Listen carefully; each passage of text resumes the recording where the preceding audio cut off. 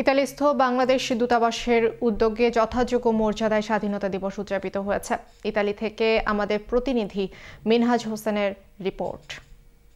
বাংলাদেশ দূতাবাস রোমের উদ্যোগে যথাযোগ্য মর্যাদায় মহান স্বাধীনতা ও জাতীয় দিবস উদযাপিত হয়েছে। রোমের একটি অভিজাত হোটেলে গুরুত্বপূর্ণ ইতালিয়ান ব্যক্তিবর্গ, বিদেশি রাষ্ট্রদূত ও কূটনীতিকগণ, রোমস্থ জাতিসংঘের 3টি আন্তর্জাতিক সংস্থার শীর্ষ কর্মকর্তা এবং প্রবাসী বাংলাদেশিদের সম্মানে একটি কূটনৈতিক অভ্যর্থনার আয়োজন করা হয়। জাতীয় সঙ্গীত পরিবেশনের মধ্য দিয়ে অনুষ্ঠানের সূচনা হয়। পরে মহান স্বাধীনতা ও জাতীয় দিবস উপলক্ষে রোমের মেয়র রবের্তো গুয়ালতেরির প্রেরিত বক্তব্য পাঠ করে শোনানো হয়। তিনি রোমের অর্থনীতিতে প্রবাসী বাংলাদেশিদের অবদানের কথা তুলে ধরেন। রাষ্ট্রদূত তার বক্তব্যের শুরুতে মহান স্বাধীনতা দিবস পালনের প্রেক্ষাপট ও স্বাধীনতা যুদ্ধে শহীদগণকে শ্রদ্ধা ভরে স্মরণ করেন। মাননীয় প্রধানমন্ত্রী তারেক রহমানের নেতৃত্বে গঠিত নতুন সরকার দেশের মানুষের আশা আকাঙ্ক্ষার সামনে একটি সুনির্দিষ্ট পরিকল্পনা নিয়ে বাংলাদেশকে একটি গণতান্ত্রিক, ন্যায়ভিত্তিক, সমৃদ্ধ নতুন বাংলাদেশ গড়ার প্রত্যয়ে কাজ শুরু করেছে।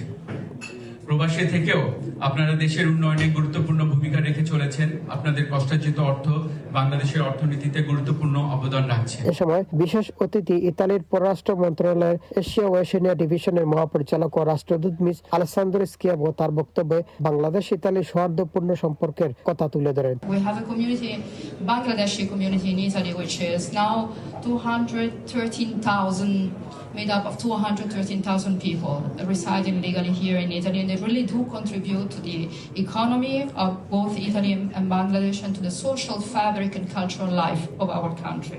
বাংলাদেশ কন্যা স্থাপনের মাধ্যমে ঐতিহ্যবাহী দেশীয় শাড়ি ও হস্তশিল্পের বিভিন্ন পণ্য প্রদর্শনের মাধ্যমে বাংলাদেশ এর সাংস্কৃতিক বৈচিত্র্য ফুটিয়ে তোলা হয়।